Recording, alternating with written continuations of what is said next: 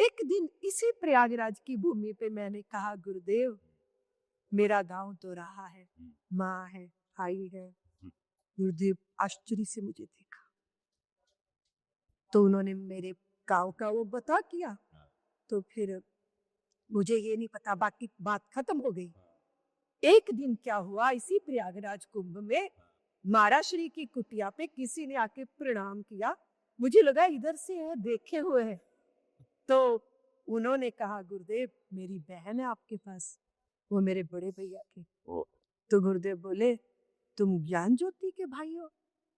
उज्जैन ये है ज्ञान ज्योति। मैं वहां ध्यान में बैठी थी। गुरुदेव जब भैया ने मुझे देखा, भव्य, वो इतना रोए और वो अचेत जैसे हो गए, क्योंकि मुझे घर छोड़े 6 महीने हो गए थे। वो तलाश रहे हैं।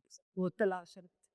गुरुदेव ने देखा कि इनको एकांत देना चाहिए, तो गुरुदेव ने कहा, तुम जाओ अपने भाई को गंगा दर्शन करा के।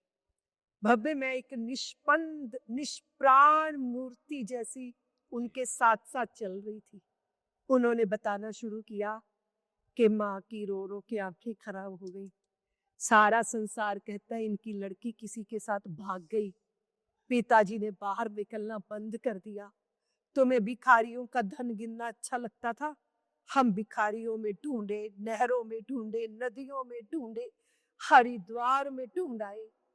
माँ को किसी ज्योतिषी ने कहा कि अपनी पुत्री का वस्त्र किसी बड़े बक्से के नीचे दबा के धर दो, उस पे जितना दबाव पड़ेगा उसको घर की याद आएगी तो वो लौटेगी।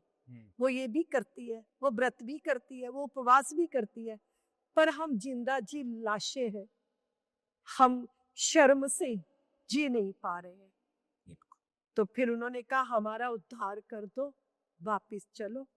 मैंने कहा कि आप गंगा जी का जल हाथ में लेके शपथ लो कि आप मुझे यही छोड़ जाओगे। कह रहे मैं शपथ लेता हूँ। आए और कहा, गुरुदेव मैं ले जाऊं? गुरुदेव बोले, हाँ ले जाओ।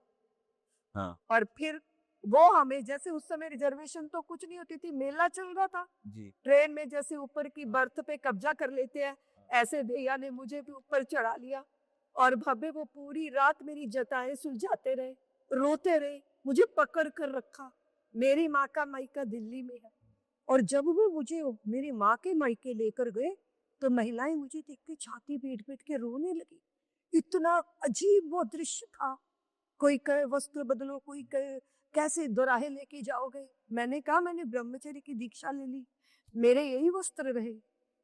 भव्य जब मैं दोराहे गई ना, पूरी छतें भरी पड़ी थी जनता से मुझे देखने के लिए। सारा जैसे संसार उमड़ आया। लोग मुझे देख रहे हैं, कोई रो रहा है, कोई कुछ कर रहा है, कोई कुछ कर रहा है। मेरी माँ मेरा शरीर टटोल टटोल के मुझे देख रही है। ऐसा दारुण दृश्य था। तब मुझे लगा कि कितना कष्ट दिया है मैंने सबको। तब पहली बार मेरी बाणी मेरे गांव में, जो मेरे ध्यान के अनुभव थे। अच्छा। तो वो सत्संग प्रारंभ हो गया। 10-12 दिन तो ये चला। उसके बाद जब मैंने कहा कि मुझे मेरे गुरुजी के पास छोड़ के आओ, तब फिर उनका गुस्सा हम पे उतरा। वो जो 6-8 महीने का विरह भी थी, अपमान भी था, लोकापवाद भी था। फिर उन्होंने मेरे को प्रताड़ना की कि तुम कहीं नहीं जाओगे, यही रहो, भजन करने यहीं को।